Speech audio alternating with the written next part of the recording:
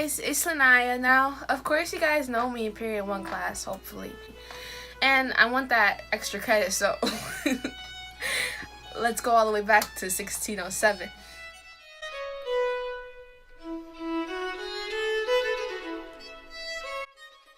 Let me just give you a little bit of background.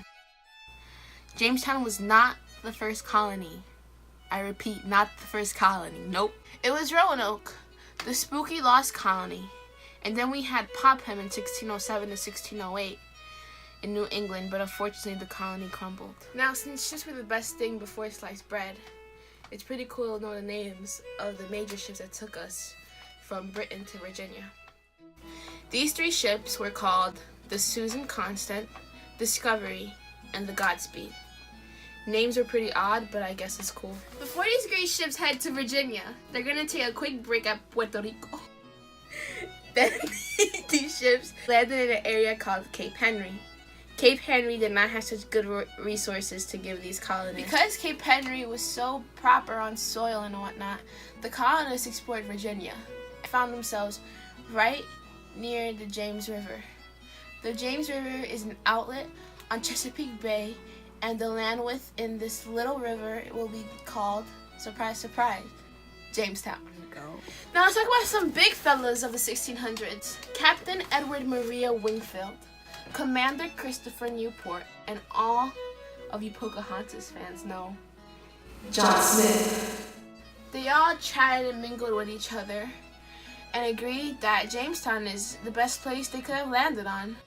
Jamestown is surrounded by a river with a huge curve on it, which will also be able to provide docking, which was also a major plus because of course they need a place to unload the goods from Great Britain and defense given from the river's support.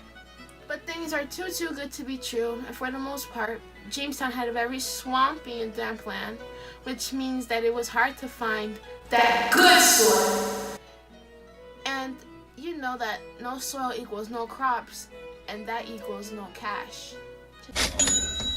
There is a lot of infections and poisonous bugs and mosquitoes. Agriculture there is pretty butt cheeks, and no one is really going to enjoy the possible worst drought that America had ever come to see in 700 years of 1607. But you know, no native tent grounds were available, so they stayed there.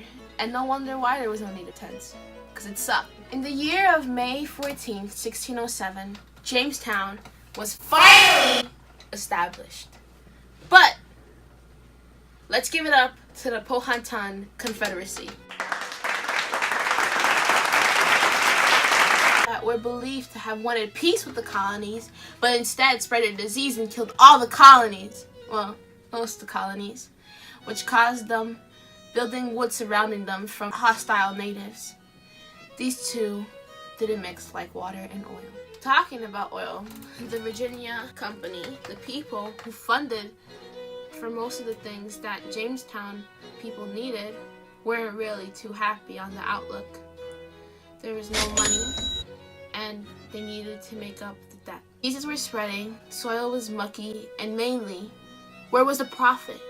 They wanted gold, they wanted oil, and they wanted it now. Let's now go to the starving times in 1609. Cannibalism, boiling leather for drinks, and eating snakes.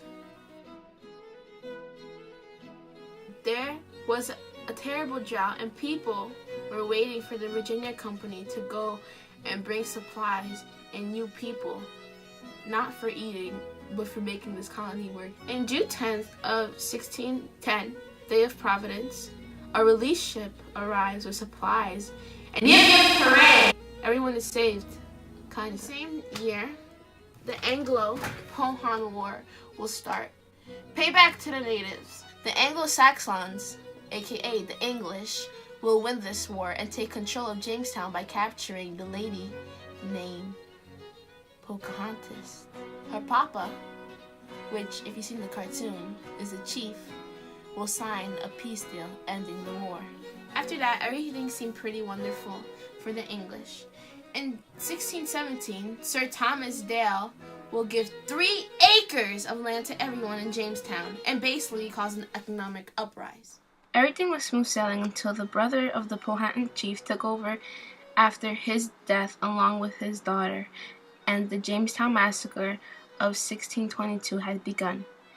300 white settlers were killed and particularly scalped by natives. African American slaves were introduced in 1619 to Jamestown, Virginia. This was the first time that African American slaves stepped foot on American soil. House of Burgess were also introduced in the year 1619, which became the first baby steps into the idea of American government. Well, don't think that there is no British rule of monarchy. That is 1776, when we gained our independence from Britain. Hello guys. So basically, I hope you liked my video about Jamestown. I hope it interests you because I'm really tired. And I hope you have a great time. I'll see you guys later. Bye. Have fun.